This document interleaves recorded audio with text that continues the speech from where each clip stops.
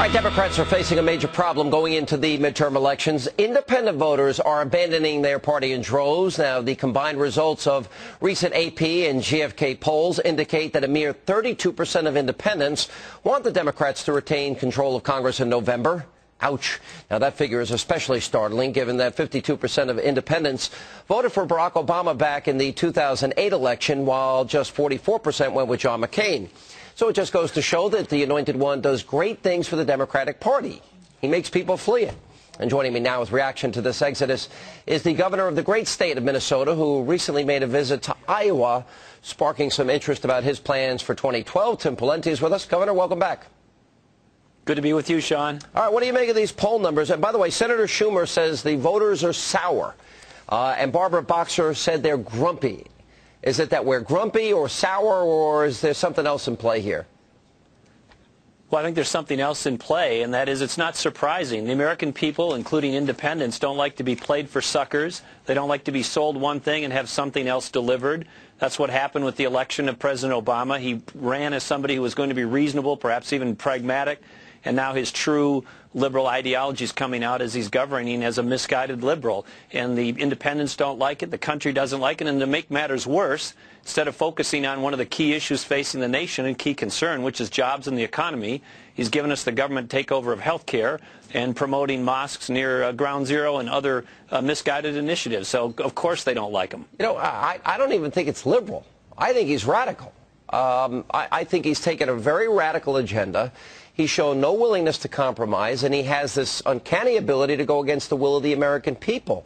Do you think he's tone deaf? What do you think it is? Well, I think, first of all, he's clueless on a number of key issues of our time, including the economy. We need to be growing this economy. We need to be lightening the burden for our entrepreneurs, our dreamers, our designers, our innovators, our inventors, our risk takers, the people who can get the private economy going. Instead, he's layering on burdens. And then number two, Sean, I don't think he has the depth of experience to run a large, complex organization, particularly in crisis, and it's getting away from him. What is your take on his statements on Friday about the Ground Zero mosque?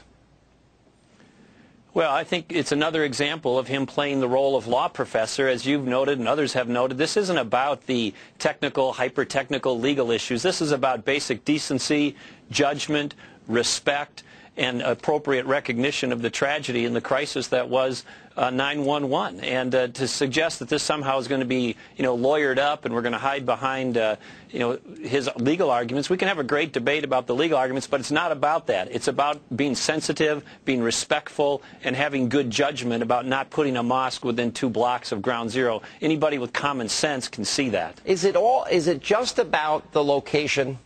Is it also about the imam?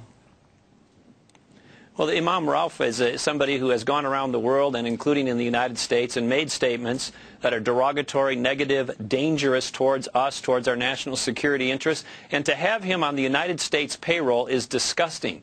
He should not be being paid by the United States or any of his allies. And to have him be the leader of the not just this movement or this mosque, but then to hire him through the State Department and send him around the world on our behalf is ridiculous. I mean, it is quite dangerous and quite concerning. All right, let's talk a little bit, if you don't mind, about your future. It seems that a lot of prominent Republicans have been making trips to, let's see, Iowa. Was it for the fried Twinkies? Was it for the funnel cake? Is it for the fairs? New Hampshire. Well, Sean, if you had the deep fried cheese curds and those pork chops on the grill, you'd know why we go there. I've had the pork chops and I've had the deep fried Twinkies, as is probably obvious by my 30 chins that I have. I love the Iowa Fair. I've been there. But the question is, why are you going to the fair? Well, I'll tell you, when I was going there, I asked an Iowan that morning, I said, I'm going to the state fair. You got any advice for me in terms of eating or what to do at the fair? And he looked at me and said, I'll tell you what my favorite thing to do is. I said, what is it? He said, drink Bud Light. A little early in the morning for Bud Light. Well, wait a minute. But, Iowa... I'm watching you on the screen eating here. Well, I don't know what you were eating there, but it looked either like a fried Twinkie or a funnel cake, Governor. Well, we ate just about everything. The First Lady, Mary, and I did. But, we were down trying to help candidates. Sean, if you want to see some of the video from the trip, it's at timpawlenty.com. But, I'm running around the country trying to help candidates for 2010. But, obviously, I've got a pack, and we're trying to influence the debate for 2010 and maybe beyond. We'll see. We'll decide that early next year. All right, Governor. Always appreciate you being with us. Appreciate it. Thank you, Sean.